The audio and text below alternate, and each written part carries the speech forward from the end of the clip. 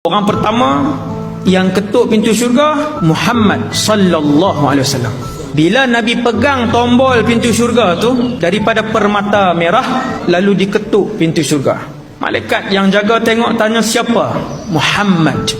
Wahai Muhammad, Allah tinggalkan pesanan bahawa manusia pertama yang mesti langkah menjejakkan kaki ke dalam syurga mestilah kamu, Muhammad ibn Abdullah. Bila Nabi ketuk, baru malaikat buka. Ketika itulah pintu syurga mula dibuka. Ada syurga Ma'wa, ada syurga Darussalam, ada syurga Naim. Adakah setiap orang masuk syurga yang sama? Tidak. Setiap orang masuk ke tingkatan-tingkatan dan syurga-syurga yang berbeza. Ada syurga nama syurga Aden. Allah Ta'ala cipta syurga Aden. Malaikat Jibril masuk ke dalam syurga Aden, bersiar-siar selama ribuan tahun dalam syurga Aden. 1/4 pun belum dihabisi oleh malaikat Jibril. Ketika Allah cipta syurga Aden, Allah Ta'ala kata antiqi, bercakaplah kamu wahai syurga Aden. Adnan orang panggil, orang Melayu panggil.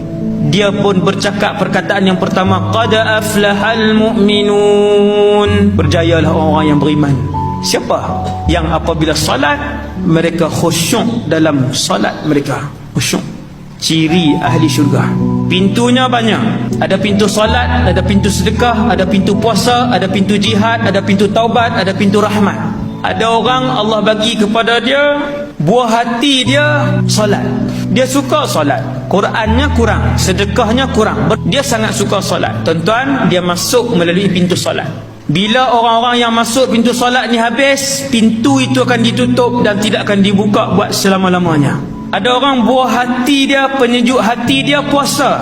Tuan-tuan, saya pernah jumpa di Kedah ada seorang, dia puasa sepanjang tahun kecuali beberapa hari yang diharamkan. Ada satu pintu namanya Rayyan. Kata Rasulullah, yang akan masuk ke dalam pintu ni ialah orang-orang yang rajin berpuasa. Kata Rasulullah, apabila mereka masuk ke dalam pintu ni, selesai orang-orang yang masuk dengan dalam pintu Rayyan, orang yang berpuasa, Allah akan tutup dan tidak buka lagi buat selama-lamanya. Ada orang dia masuk dalam syurga, gaji bulanannya, pendapatan bulanannya 1 juta. Ada orang pendapatan bulanannya 2 juta.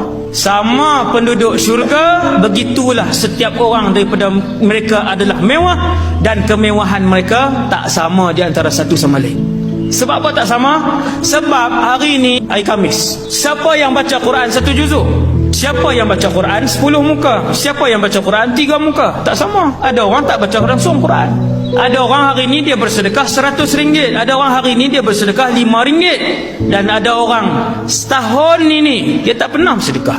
Kuliah datang, tapi zakat dia keluarkan, semayang dia tak tinggal, nafkah untuk anak isteri tak pernah dia tinggalkan. Masuk syurga dia. Samakah pahala dia dengan seorang yang lengkap, yang bersedekah, semayang dan sebagainya? Tak sama.